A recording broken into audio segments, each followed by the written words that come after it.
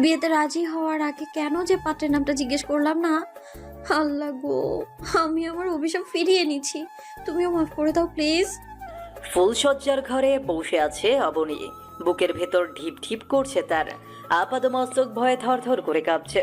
ভয় পাবে নাই বা কেন? তার বিয়ে তো অন্য সকলের মতো স্বাভাবিকভাবে হয়নি। এমনকি অবনী ভাবেওনি বিয়ে খেতে এসে বিয়ের পিড়িতে কনে হিসেবে নিজেকে বসতে হবে। বাবার প্রাণপ্রিয় বন্ধুর সম্মান রাখতে গিয়ে বিয়ের পিড়িতে বসতে হলো তাকে। আজকের দিনটি এতটাই খারাপ অবনীর জন্য যে আজকের দিনটি তার সারা জীবনের অমঙ্গল ডেকে এনেছে। এমন একজনের সাথে অবনীর বিয়ে হয়েছে যে কিনা অবনীর জনম জনমের শত্রু, যার সাথে অবনীর সাপ আর বেজির মতো সম্পর্ক। এমন কি লোকটি স্বপ্নেও অবনীর পিছু ছাড়ে না। নিজের এক্স বসের সাথে বিয়ে না হয়ে যদি একটা রিক্সাওয়ালার সাথে বিয়ে হতো তাহলেও অবনী অনেক সুখে থাকতো। বিয়ে হয়েছে কিনা এমন একজনের সাথে যে রোজ রোজ অবনীকে অফিসের সকলের সামনে ডিরেক্টলি ইনডিরেক্টলি অলওয়েজ ইনসাল্ট করতো। এমনকি একদিন অফিসে সকলের সামনে অফিস থেকে চলেও যেতে বলেছে। তাই অবনীও রাগে দুঃখে লজ্জায় আর অফিস যায়নি। কিন্তু আজ সে অসভ্য রাক্ষস লোকটাকে বিয়ে করতে হলো তার, তাও আবার পরিস্থিতির শিকার হয়ে।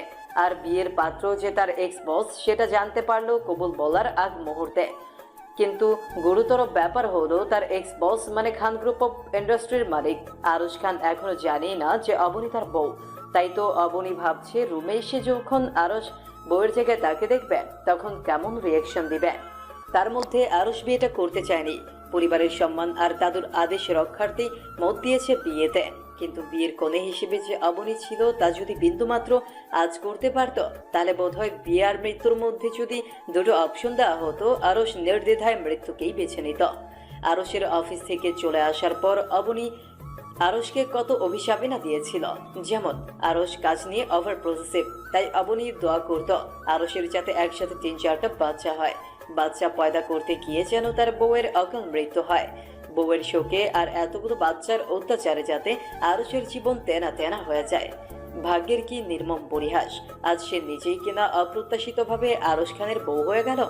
অবনী এসব ভেবে নিজে নিজে বলছে, বাই এনি চান্স যদি আল্লাহ রাব্বুল আলামিন আমার অভিশাপটা কবুল করে নেয় তাহলে তো সর্বনাশ হয়ে যাবে, নিজের দেহ অভিশাপে নিজেই ফেসে যাব। ইস, বিয়েতে রাজি হওয়ার আগে কেন যে পাত্রের নামটা জিজ্ঞেস করলাম না। আল্লাহ গো, আমি আমার অভিশাপ ফিরিয়ে নিচ্ছি, তুমিও মাফ করে দাও প্লিজ। এত অল্প বয়সে আমার নিষ্পাপ প্রাণটা নিও না। আমি যদি এত সকালে মারা যাই ওই আরশ খানকে জব্দ করবেটা কে তাহলে? তারপর অবনী আবারই নিচে নিচে বলল, ধুর, অবনী তুই কত বোকারে, শুধু শুধু টেনশন করছিস। তুই তো অভিশাপ দিয়েছিস ওই বজ্জাত বসের বউ যেন বাচ্চা পয়দা করতে গিয়ে মারা যায়। এমনি এমনি তো মরতে বলিসনি। আর তোর সাথে তো এই লোকের জীবনে ভালো করে দুটো কথা বলাই হবে না, আবার বাচ্চা পয়দা তো দূরে থাক। ফ্ল্যাশব্যাক। আমজাদ আলমের একমাত্র মেয়ে অবনী, পুরো নাম অবনীকা অবন্তে, মধ্যবিত্ত পরিবারের মেয়ে অবনী। কোনোভাবে সংসার চলে। অবনীর বাবা অনেক কষ্ট করে অবনীকে পড়াশোনা করিয়েছে। অন্যদিকে আমজাদ আলমের প্রাণপ্রিয় বন্ধু চৌধুরী গ্রুপ অফ ইন্ডাস্ট্রির মালিক হাসান চৌধুরী কোটি কোটি টাকার মালিক। কিন্তু একটা সময় ঠিক তার উল্টো ছিল। আমজাদ আলম ছিলেন বিশাল ধন সম্পদের অধিকারী, আর হাসান চৌধুরীর কোনো রকমের সংসার চলতেই হিমশিম খেয়ে যেত। কিন্তু নিয়তি আজ তাদের দুজনকে দুদিকে নিয়ে গেল। একজনকে করে দিল পথের ভিখারি আর অন্যজনকে বানিয়ে দিল কোটিপতি। আমজাদ আলম আর হাসান চৌধুরী বাল্যকালের বন্ধু, কিন্তু এর মাঝে বহু বছর তাদের মাঝে কোনো কথা হয়নি। একদিন হাসান চৌধুরী রিজু অটো মোবাইল শপে গিয়েছিল গাড়ি ঠিক করার টাকা দিতে। আমজাদ আলম হাসান চৌধুরীর কাছে গিয়ে বলল, স্যার আপনার সবগুলো গাড়ি রেডি, আপনি চেক করে নিতে পারেন। কথাটা বলে সামনে তাকাতেই দুজন দুজনকে দেখে চমকে যায়। হাসান চৌধুরী অবাক হয়ে বলে, আমজাদ না? আমি আমজাদ, আপনি হাসান না? না মানে আপনার নাম? আমি হাসান, তোর বন্ধু হাসান। কথাটা বলে আমজাদ আলমকে জড়িয়ে ধরল। আমজাদ আলম হাসান চৌধুরীকে নিজের থেকে ছাড়িয়ে বলল, আপনার জামা কাপড়ে ময়লা লেগে যাবে। কি কি আপনি আপনি করছিস? আমাকে আবার কবে থেকে আপনি বলা শুরু করেছিস? হ্যাঁ, জামা কাপড়ে ময়লা হোক, মন তো ময়লা হবে না। কথাটা বলে হাসান চৌধুরী আমজাদ আলমকে বুকে টেনে নিল। আরে কি করছিস? লোকে দেখলে কি বলবে? লোকে দেখলে বলবে এক বন্ধু তার আরেক বন্ধুকে যথাযথ মর্যাদা দিচ্ছে। কিন্তু তুই এভাবে এই অবস্থায় কেন বন্ধু? আমাদের জীবনে মাঝে মাঝে এমন অপ্রত্যাশিত কিছু থাকে যা আমাদের ভাবনার বাইরে। আমারও তাই হয়েছে, সবই আল্লাহর ইচ্ছা। হ্যাঁ, কিন্তু তোর এরকম অবস্থা হলো কি করে? তোর মনে নেই, তোকে বলেছিলাম না আমার যাবতীয় সহায় সম্পত্তির সব বন্ধক রেখে আমি ব্যাংক থেকে 400 কোটি টাকা লোন নিয়েছিলাম জাহাজ কিনতে।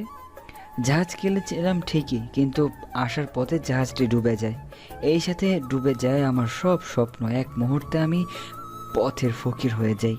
দিনার দায়ে আমার জেল হয়ে যায়। জেল থেকে বেরিয়ে ভেবেছিলাম তোর কাছে আসবো, কিন্তু কিন্তু কি?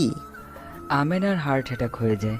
আমেনা মারা যাওয়ার পূর্বে একটি কন্যা সন্তান জন্ম দিয়ে যায়। তোর মেয়ে হয়েছে? কোথায় তোর মেয়ে?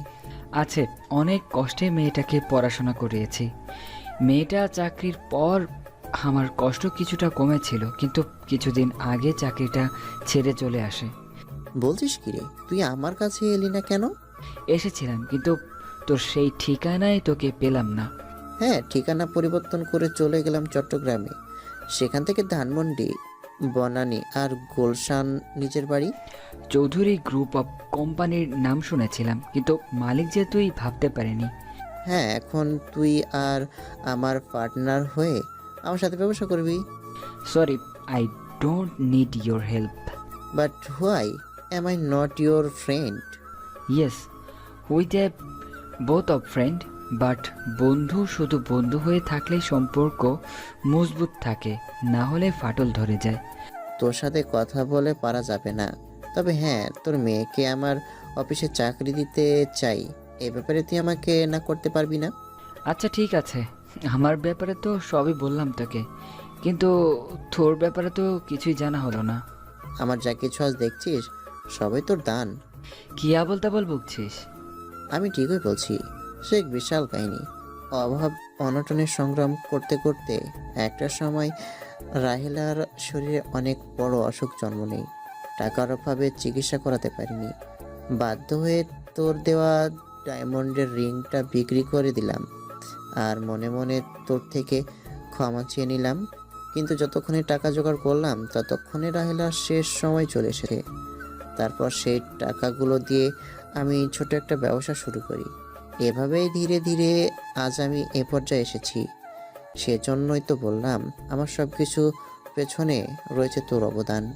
না বন্ধু, আমি তোকে ডায়মন্ডের রিং উপহার দিয়েছি মাত্র। সব কিছুর পেছনে রয়েছে তোর কঠোর পরিশ্রম আর সাধনা। আজকের পর থেকে আর কাউকে বলবি না আমার টাকা দিয়ে তুই উন্নতি করেছিস।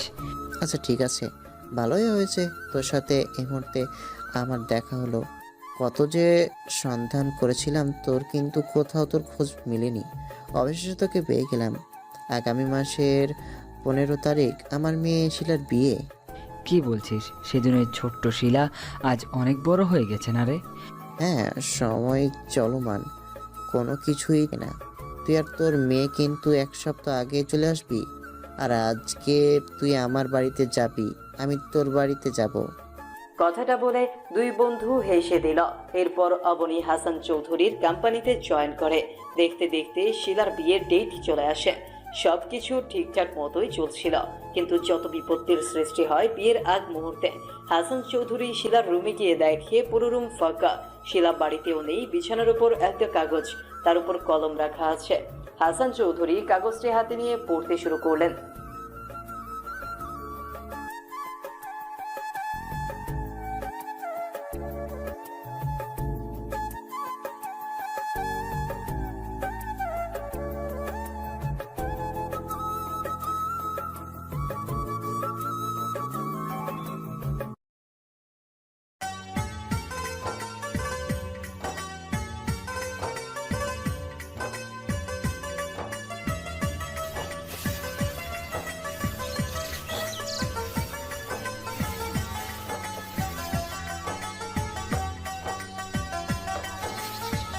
বিয়ের আগ মুহূর্তে এরকম চিঠি হাতে পেয়ে হাসান চৌধুরী হার্ট অ্যাটাক করার মতো অবস্থা।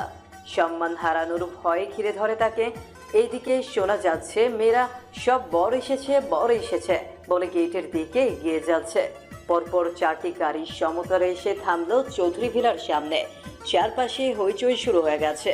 নানান বাহারি ফুলে সাজানো অসাধারণ গাড়ি থেকে নেমে এলো আরশ খান। এদিকে হাসান চৌধুরী ঘেমে একাকার। রুমে এসি চালু, তবুও শরীর থেকে বৃষ্টির মতো ঘাম ঝরছে, হাত পা তড়িৎ গতিতে কাঁপছে। এইদিকে আমজাদ হাসান চৌধুরীকে খুঁজতে খুঁজতে দেখতে পেল শিলা রুমের বিছানার পাশে ফ্লোরে এক হাতে একটি কাগজ আর অন্য হাত মাথা দিয়ে বসে আছে হাসান চৌধুরী। বন্ধুকে এরকম বিধ্বস্ত অবস্থায় দেখে আমজাদ আলম দৌড়ে গিয়ে হাসান চৌধুরীকে ধরে দাঁড় করিয়ে বলল, কিরে হাসান, শরীর খারাপ লাগছে? হাসান চৌধুরী হাত দিয়ে ইশারা করে দেখালো তিনি পানি খাবেন।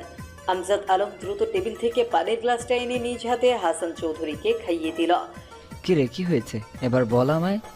হাসান চৌধুরী আমজাদের হাতটা নিচের মাথায় রেখে বলল, বন্ধু, আমার কথা বাদ দে। আমি যা বলবো তাতে তুই কোনো আপত্তি করবি না?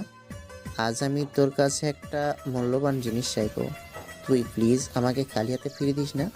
তুই যদি আমাকে খালি হাতে ফিরিয়ে দিস তাহলে আমার মৃত্যু ছাড়া আর কোনো উপায় থাকবে না। আচ্ছা ঠিক আছে, তুই শান্ত হয়ে বস। আগে তো বল আমি তোকে কিভাবে সাহায্য করতে পারি। তুই তো জানিস দেওয়ার মতো আমার আজ আর কিছুই অবশিষ্ট নেই। আছে। হাসান চৌধুরীর কথা শুনে আমজাদ আলম অবাক হয়ে বললেন, আছে কিন্তু কি? তোর মেয়ে। আমার মেয়ে? হ্যাঁ, তোর মেয়ে। বন্ধু, শিলা পালিয়ে গেছে। যাওয়ার আগে এই চিঠিটা বিছানার উপর রেখে গেছে। এই দেখ। আমজাদের হাতে চিঠিটা দিল। চিঠিটি পড়ে আমজাদের কপালেও চিন্তার ভাঁজ পড়ল। হাসান চৌধুরী আমজাদের হাত ধরে বলল, এখন আমার মান সম্মানের সব নির্ভর করছে তোর উপর আমজাদ। এই জীবনে আমার সব বিপদ তোর দ্বারাই প্রতিবার বেঁচে গেছি। এই যাত্রাও বাঁচিয়ে দে না বন্ধু। বরযাত্রীরা চলে এসেছে। এখন যদি জানতে পারে পাত্রী নেই তাহলে অপমান আর অসম্মান। আমার মৃত্যু ছাড়া উপায় থাকবে না। কিন্তু কোনো কিন্তু নয়। আমি তোর কাছে হাত জোর করে রিকোয়েস্ট করছি, তুই আর আপত্তি করিস না। বেশ, আমি অবনীর সাথে কথা বলছি। কথাটা বলে আমজাদ আলম অবনীর রুমের দিকে গেল। অবনীর রুম থেকে বের হয়নি। এত মানুষজনের ভেতরে থাকতে তার ভালো লাগে না, তাই নিরিবিলি একা রুমে নিজেকে গড়িয়ে রেখেছে। হেডফোন কানে গুঁজে গান শুনছিল অবনী। রুমে তার বাবার আগমন দেখে কান থেকে হেডফোন সরিয়ে বলল, কি হয়েছে বাবা? তোমায় এত চিন্তিত কেন? সবকিছু ঠিক আছে তো? মারে, এই জীবন তো তোর উপর কোনো সিদ্ধান্ত চাপিয়ে দেইনি, কিন্তু আজ তোর কাছে আমি বাবা হয়ে একটা জিনিস ভিক্ষা চাইবো। কথা দে তুই আমাকে খালি হাতে ফিরিয়ে দিবি না। ছি ছি, তুমি এইভাবে কেন বলছো? বাবা, আজ পর্যন্ত তোমার কোনো আদেশ অমান্য করতে দেখেছো আমায়? তাহলে দ্রুত বিয়ের জন্য তৈরি হয়ে নে। বিয়ে? হ্যাঁ, বিয়ে। শিলা বিয়ের আসর ছেড়ে পালিয়ে গিয়েছে। দেখ মা, এতে তোর হাসান আঙ্কেলের সম্মান জড়িয়ে আছে। আমি বন্ধু হয়ে আমার প্রাণপ্রিয় বন্ধুর অসম্মান কিছুতেই সহ্য করতে পারবো না। তুই প্লিজ অমত করিস না।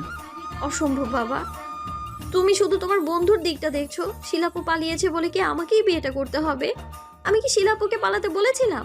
চেনা নেই, জানা নেই, অজেনা একটা ছেলেকে আমি বিয়ে করব, এটা কি করে সম্ভব? তার উপর তারা তো শিলাপুকে পছন্দ করেছে, আমাকে তো নয়। হাসান আঙ্কেল এত বড় লোক, তার মেয়েকে নিশ্চয়ই যেন তেন ঘরে বিয়ে দিবে না। তোমার মনে হয় আমাদের মতো মধ্যবিত্ত পরিবারের সাথে তার আত্মীয়তা করবে? তাছাড়া আমারও তো পছন্দ অপছন্দ বলে কিছু আছে, তাই না বাবা? এটা বিয়ে, এটা তো কোনো ছেলে খেলা নয়। আমার বন্ধুর সম্মানের চেয়ে এখন তোর পছন্দ অপছন্দ বড় হয়ে গিয়েছে। এই শিক্ষা দিয়েছি আমি তোকে। আজ যদি অপমান অসম্মান সহ্য করতে না পেরে আমার বন্ধুর ভালো মন কিছু হয়ে যায়, আমি কিন্তু তোকে কখনো ক্ষমা করব না। অনেক আশা নিয়ে তোর কাছে এসেছিলাম, কিন্তু আমার বোঝা উচিত ছিল তুই এখন আর ছোট্ট নেই। নিজে পছন্দ করার মতো বয়স হয়ে গিয়েছে তোর। বাবার কথা শুনে অবনীরও বিবেকে বাঁধল। যে মানুষটার মন এত ভালো, তাকে চাকরি দিয়েছে, নিজের মেয়ের মতো ভালোবাসা দিয়েছে, কর্মচারীর চোখে কখনো দেখেনি, তার এত বড় অসম্মান কি করে হতে দিবে সে? অবনীর বাবা হতাশাগ্রস্ত হয়ে ব্যর্থতা নিয়ে রুম থেকে চলে যাচ্ছিল। সবকিছু বিবেচনা করে অবনী পেছন থেকে বলল, বাবা, আগে তুমি ছেলেপক্ষের সাথে আঙ্কেলকে কথা বলতে বলো। তাদের যদি আপত্তি না থাকে তাহলে আমারও আপত্তি নেই। অবনীর কথা শুনে তার বাবার চোখে মুখে খুশির ঝলক দেখা দিল। তিনি দ্রুত পায়ে মেয়ের কাছে এগিয়ে এসে বললেন, সত্যি বলছিস মা, তুই সত্যি বিয়েতে রাজি? বাবার কথায় অবনী মাথা দুলিয়ে হ্যাঁ বোঝায়। আমি জানতাম তুই কখনো আমার কথা অমান্য করবি না। আমি এক্ষুনি হাসানের সাথে কথা বলছি। হাসান চৌধুরী জাহানারা খানের সাথে কথা বলার জন্য আলাদাভাবে ডেকে আনল, কারণ খান ভবনে জাহানারা খানের কথাই শেষ কথা। জাহানারা খান খুবই বিচক্ষণ ও একরোখা একজন মানুষ। ছেলের কথায় আর হাসান চৌধুরীর ব্যবহারে শিলাকে পছন্দ করেছিলেন। কি ব্যাপার হাসান, তুমি কি এমন বলবে যার জন্য আমাকে এভাবে ডেকে আনলে? আসলে কিভাবে কি যে কথাটা বলি আপনাকে। তুমি নিঃসংকোচে বলতে পারো। মিসেস খান, আসলে আমার মেয়ে মিস শিলা নেই। হাসান চৌধুরীর কথায় জাহানারা খান বিস্মিত হয়ে বলল। নেই মানে? হাসান চৌধুরীর মাথা নিচু করে বলল, জি, ও পালিয়ে গেছে।